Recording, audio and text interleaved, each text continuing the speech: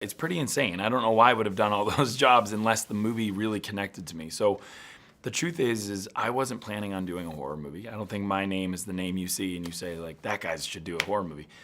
But I was looking for something to direct again, and then the producer sent me this script, and in the script, yes, it's scary and it's such an amazing idea, but the thing I really connected to was this idea of family and this idea of protecting your kids.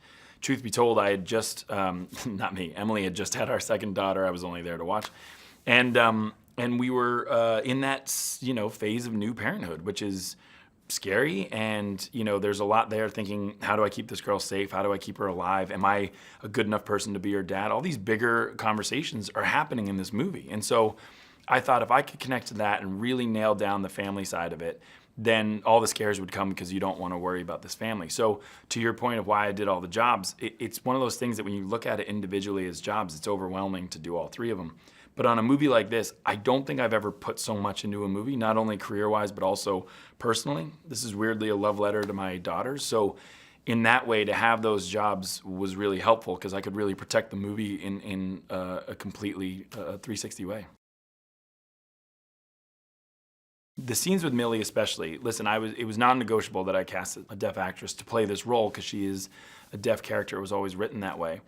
And so obviously it made sense to cast a deaf actress, but more than that, I needed a guide through this experience. So I needed someone to talk me through what it's like to be in a family of hearing people when you're deaf. Do you ever get angry? Do you ever feel left out? Do you ever feel empowered? All these things. She was so incredibly kind and generous to talk about her own personal experience, and that's really what connected us.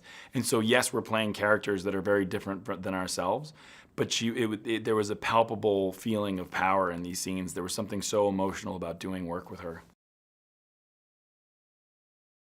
Well, it's funny, we'd always talked about working together, but the truth is we didn't want, the story of our marriage to supersede any story that we could tell on screen. And I really wanted her to come to it organically. By that I mean, I didn't ask her to do the movie because I thought it could only go one of two ways. One, she says no, and that's a super awkward dinner conversation. Or two, she says, I'll do it for you. And that would really sort of break my heart because I know what it takes to get her to sign on to something. She has the best taste level of anybody I know. She's incredibly smart and she's incredibly committed to what she does. And so I didn't want it to be for any other reason than for her. And so when she read the script and she said, you can't let anybody else do this role, I know it sounds cheesy, but it's true. It was the greatest compliment in my career because I know what it takes to get someone like her into this movie.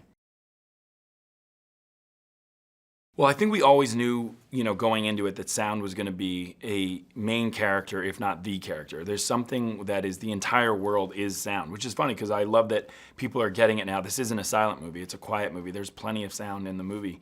And I think at the end of the day, what we thought would be really powerful, we really had no idea how powerful it would be. So we just thought, having ambient sounds of the forest or a farm and cornfields is so beautiful and it sets this eerie tone.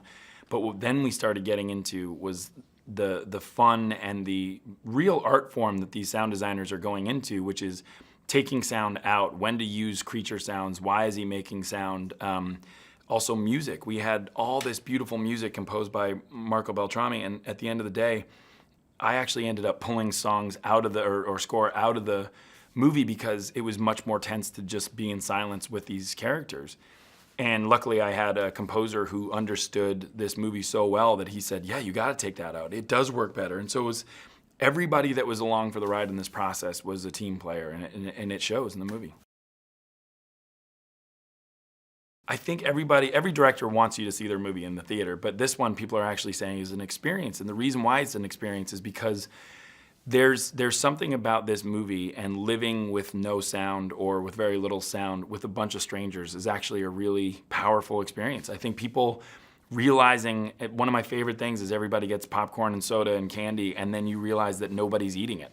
And that's the best compliment ever, is that people said, I couldn't eat my popcorn, I couldn't eat my candy. It's like, that's a cool thing.